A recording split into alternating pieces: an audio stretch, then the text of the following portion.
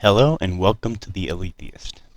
In high school, I took a Spanish course in which some of the first words the teacher explained were the verbs to be, to have, and to do/make. As a stubbornly inquisitive student, I was curious about why those words deserved special prominence.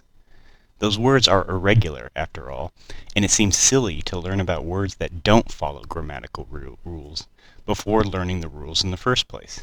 I felt the typical defiance that students almost universally experience when they ask, "Why are we even learning this?" But as a teenager, it wasn't my place to challenge the curriculum. My job was to complete the assignments as they were given, so I earned my grade and didn't think much more about it. Recently, though, I've come to appreciate the importance of those words. Having spent time examining the foundations of my beliefs, I now understand how essential they are to describing the world around us and how indispensable they are to language itself. The last video clarified the breadth and depth of the terms consciousness and nature, and it provided a rough outline of what's to come for this channel. However, before the Aletheist can begin establishing knowledge, it must codify the principles of reason that ground that knowledge, and before doing that, it is useful to clarify a few terms that will underlie everything to follow. These terms are so basic they can be defined in the context of universal doubt. They are so broad that they straddle the dichotomy between nature and consciousness, and they are so fundamental that they invariably characterize how conscious beings communicate. In this video, the Aletheist will lay out the terms things and qualities, similarity and difference, constancy and change, having and doing, and being and becoming. These are bedrock terms. Their meanings stem from the raw experience of consciousness itself. Looking up their definitions is futile because all other words rely on them for their own meanings.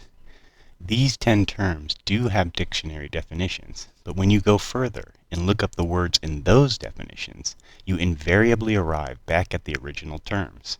In short, these bedrock terms are defined by words which are themselves defined by these bedrock terms. The search becomes circular and pointless, and the only way to escape it and to truly understand these terms is to anchor them in conscious experience. Foundational as they are, these terms will frame how the Aletheist portrays all of reality. First, things and their qualities. It is impossible to doubt that conscious beings can discern various things around and within them, and that those things are discerned by their qualities. The term thing, or entity, is given as any object in nature or facet of consciousness. A thing is that which can be identified as distinct from another. And the term quality, or trait, is given as anything that distinguishes or identifies a thing as such. A quality is any description of a thing. These two terms are interdependent and complementary.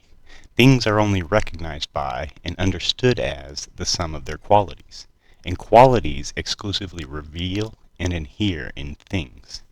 Sensations, emotions, and thoughts are things. Anything which can be sensed, felt, or thought of is a thing, and it is through their qualities that those things can be perceived and or conceived as such. Sensations and emotions have, for example, the qualities of being intense or mild, pleasant or unpleasant, etc. Thoughts and ideas have, for example, the qualities of being simple or complex, plausible or unplausible, etc. Likewise, every object in nature is a thing, and those objects have qualities such as being heavy or light, large or small, lasting or temporary, hot or cold, etc. Put strictly, it is impossible to doubt that there are things that exhibit qualities. Doubts about things are things. How one feels is a thing, and it has already been established that thinking, feeling, conscious beings exist. Another pair of fundamental concepts are similarity and difference. Again, it is impossible to doubt that there are similarities and differences between things. Indeed, the capacity to discern various things is only possible because they exhibit differences, and conversely, the capacity to compare various things is only possible because they exhibit similarities. The term similarity is given as the state in which two things share one or more of the same qualities, and the term difference is given as the state in which two things do not share all of the same qualities. It is impossible to doubt, for example, that sounds have different volumes, that light has different colors, that tastes have different flavors, etc. It is impossible to doubt that the emotions of happiness and sadness, anger and fear and love and beauty feel different.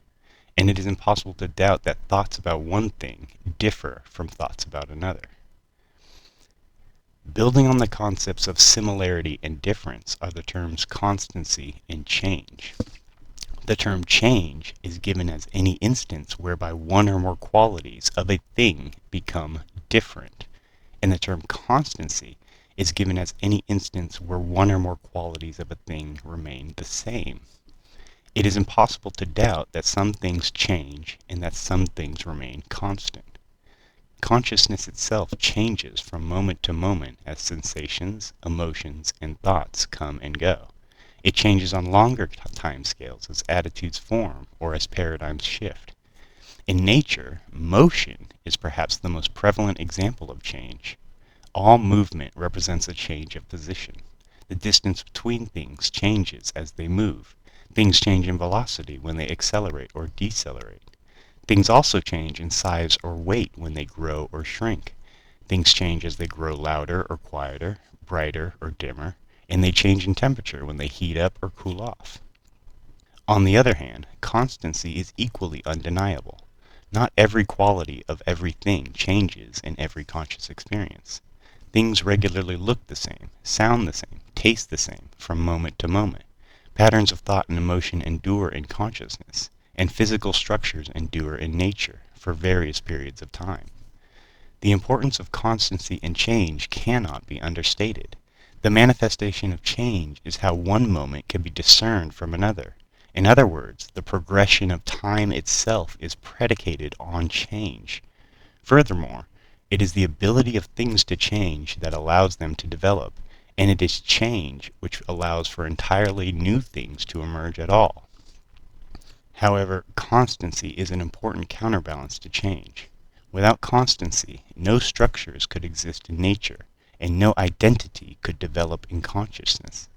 Nothing could endure because as soon as something formed, it would immediately change into something else. Without change, the cosmos would be completely inert, but without constancy, the cosmos would be total chaos. A coherent reality implies both stability and flux, and indeed, as will later be shown, it is the ubiquitous interplay of constancy and change that renders the cosmos itself. With things and qualities, and constancy and change established, the terms having and doing can be defined. Having is given as a thing's embodiment of any particular quality, and doing is given as any change that a thing produces, either in its own qualities or in those of another. The qualities that a thing has characterize what it does, and what a thing does determines what will become of the things that it affects. Oppositely, what is done to a thing is characterized by the qualities that other things have, and this determines what it will become. Additionally, having and doing underpin the concepts of interactions and systems. An interaction is given as any change induced in a thing by another thing, i.e., any action done to a thing by another thing. And a system is given as two or more things which are united by their interactions. Systems form for as long as things interact, and they can either endure for a long time or quickly dissociate. Physical interactions render physical systems, which constitute every structure in nature, and the interactions between ideas and sentiments and consciousness render belief systems and moral systems, respectively. Finally, the concept of doing establishes the causal context of reality. Things do not simply change on their own. Something causes all things to change, whether it's divine will, mystical force, or physical interaction. And this universal condition is the result of things doing things to other things. Finally, being and becoming can be derived from the prior established terms. The term being is given as all the qualities that a thing has within a single moment, and the term becoming is given as all the changes in a thing's qualities between moments. A thing's being is comprised of every quality it has inherited from everything that has been done to it. What a thing, quote, is governs what it will do, characterizes the interactions it will have, and ultimately determines what it will become. And a thing's becoming is rendered by the ongoing process of change. What a thing becomes is determined by what it has done and the interactions it has had, and its being. Additionally, each thing's being contains an essence, given as the irreducible qualities that define a thing as such.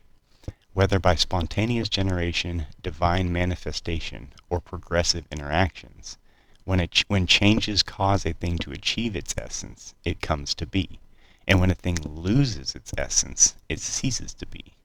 The terms being and becoming are important because they underlie the mythic questions: what are we?